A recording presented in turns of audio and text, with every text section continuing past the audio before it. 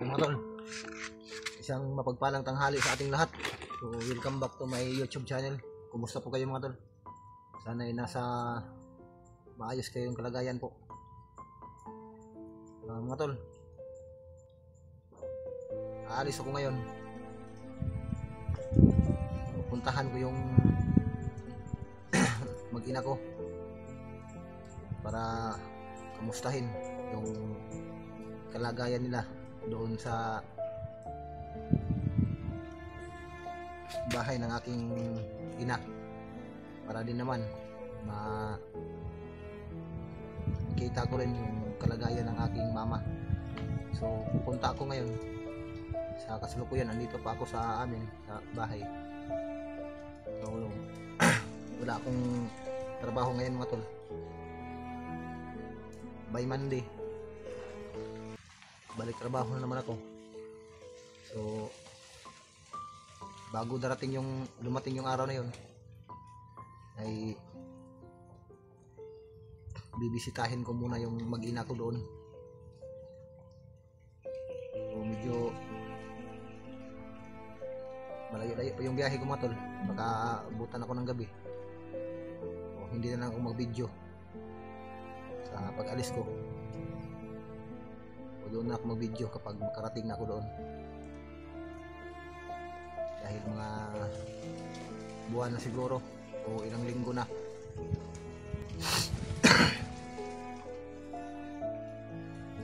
na hindi ako balik doon sa kagubatan. So sa ngayon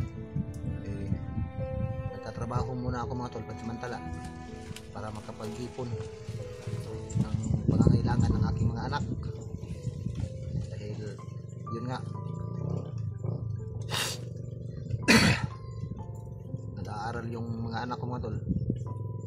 Tapos parati ako doon sa kabundukan, wala talagang, kapag may hinihingi yung anak ko wala akong maibigay sa mga pangangailangan nila. Dahil nandoon ako parati sa kabundukan. Okay lang sana kung nakasahod na ako sa YouTube, pero kaso wala pa, medyo matagal-tagal pa. Kaya ngayon ginawa ko, dahil hindi ko na matiis yung paghihirap ng aking mga anak, ng aking pamilya. Kaya samantala ay trabaho muna ako.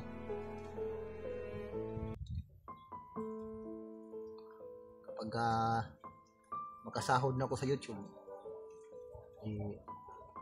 tuloy-tuloy na yon.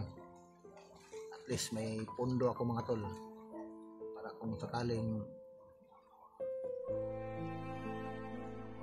hindi natin alam, bukas makalawa, hindi natin alam yung takbo ng buhay natin mga tol. Baka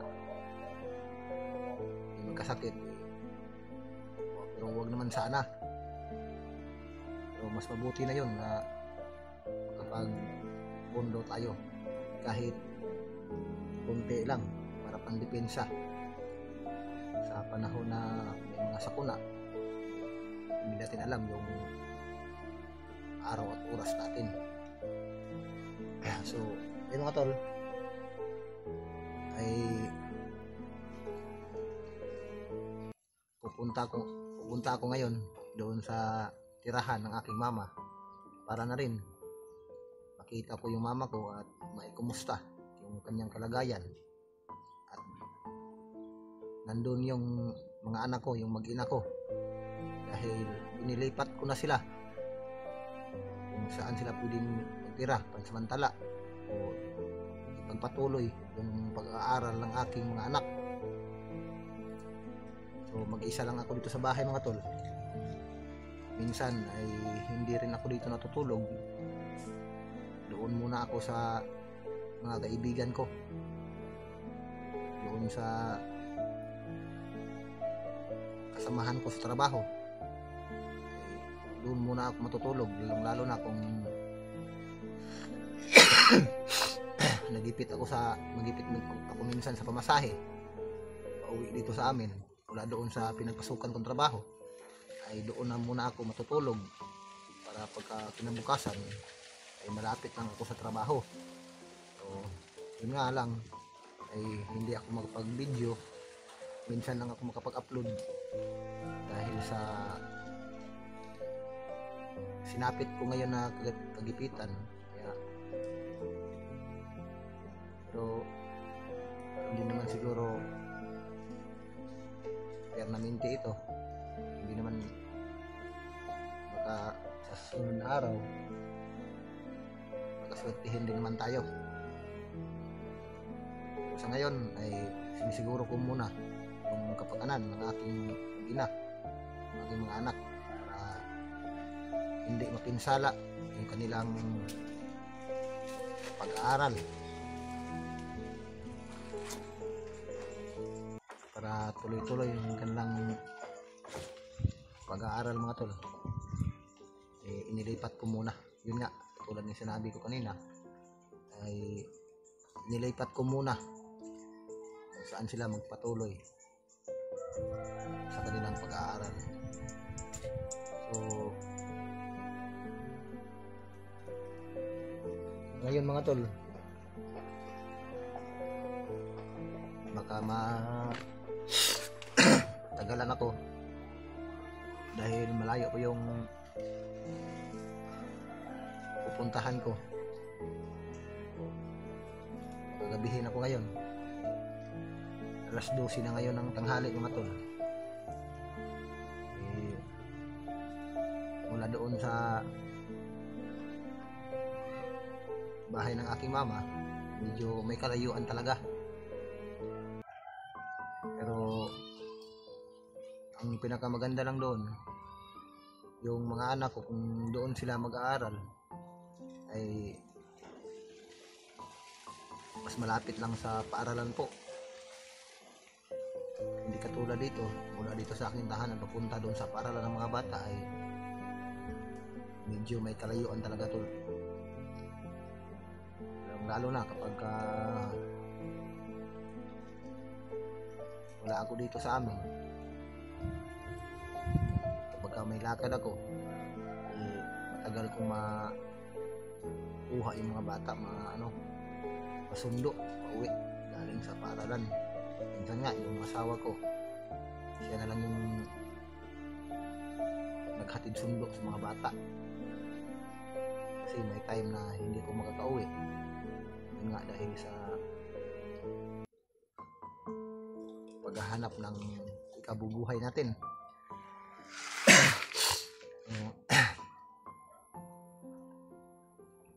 Pasensyahan nyo na mga tol, yung boses ko medyo mahina talaga. Minsan may time na mahina yung salita ko, ay hindi akong karamdaman, may lagnat ako, sinisipon pa ako mga tol.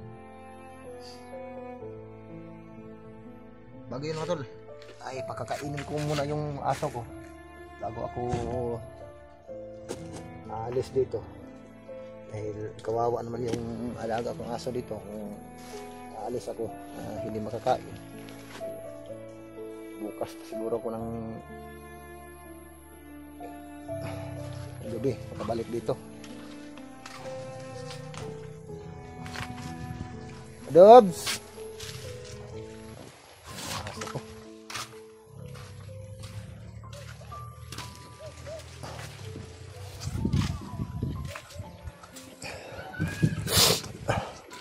Dobs, kakainin ko muna. So,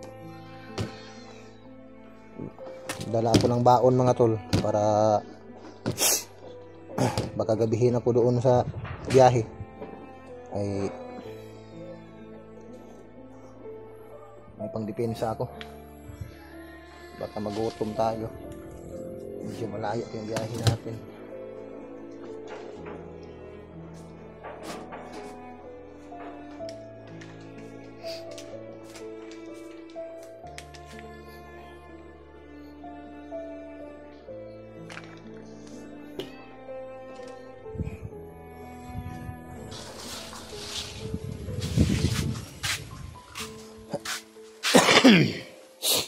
Adobs, Adobs, Dubs!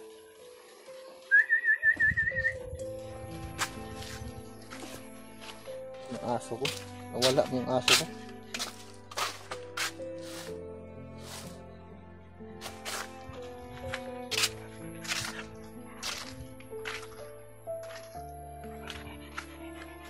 Dubo!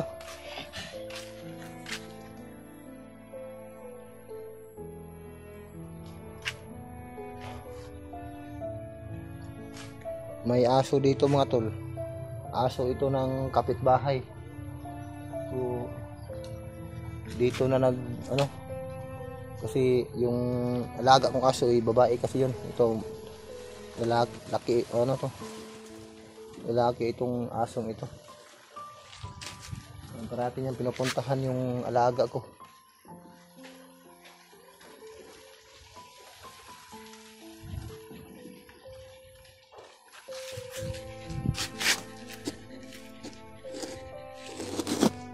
Yun yung Gab!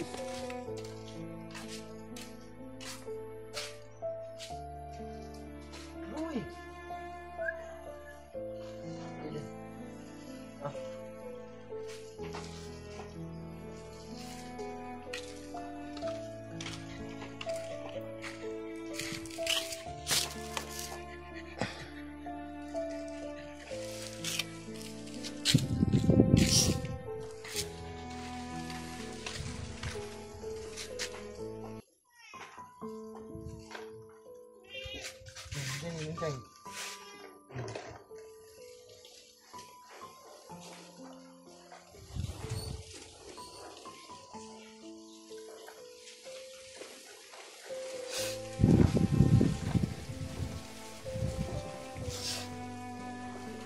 Ayo, kok, adin mining na, adin mining, adin mining.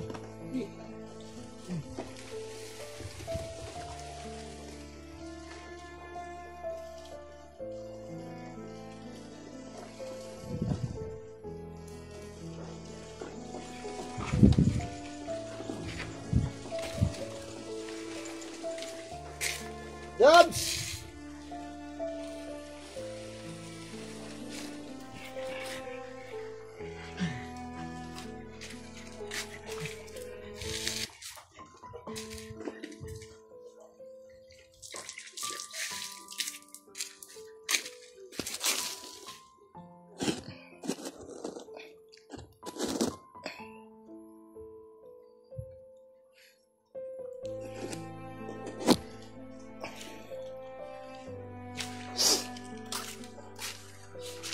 Gumala yung aso ko nga doon.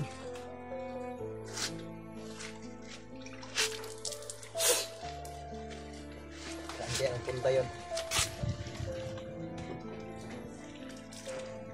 Wala dito yung alaga kong aso. Gumala.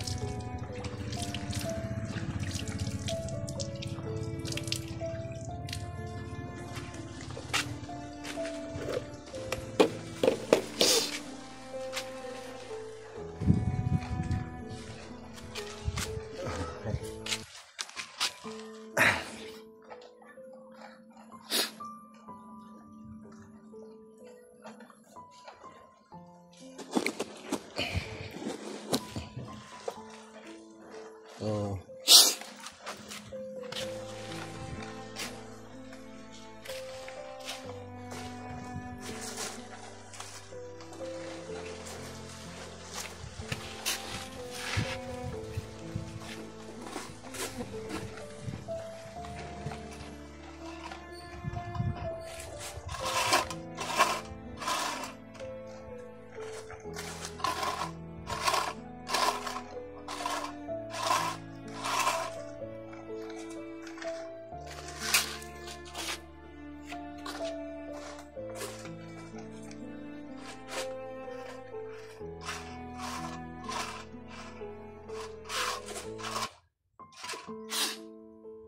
Ito yung ginawa ko kanina mga tol. Pagdating ko, hindi ko pa natapos mga tol. So, inihanda ko lang muna. habang hindi pa ako nakabili ng semento. Pero konti lang yung magastos ito mga tol. So may nagbibenta man dito ng semento na per kilo. Ito mga 5 kilo o 4 na kilo lang siguro ng semento ito mga tol. Tapos yung buhangin, so kakasya na dito mga tol. So nilagyan ko dito ng forma mga tol. Ano ito, drainage ito ng tubig dito mula sa ano ko, yung tabay ko, yung balon. So, dito ako maliligo mga tol. Yan ako kumukuha ng tubig. So, kailangan talaga lagyan ng simento dito mga tol para yung drain ng tubig diretso doon para walang mga lamok na standby.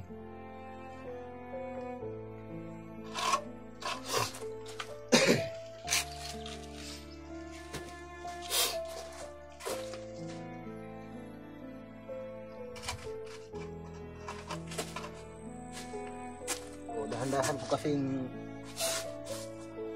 kapag nagkakaroon ako ng extra na pera kahit konti, bili ko lang talaga ako ng konting simento para, kasi ito mga tol, kapag umuulan, nung hindi ko pa na simento ito ay masyadong maputik mga tol, lalong-lalo na kapag umuulan. Kaya dinahandahan ko lang maglagay ng simento mga tol. Kapag may tira ako, bili ako ng kahit kunti ng simento hanggang sa ito, mabuo ko ito. So, dito sa bakuran ko ay wala pa talagang samantala, nilagyan ko lang ng kahoy. So, doon banda ay hindi na sa akin yun, sa iba na yun.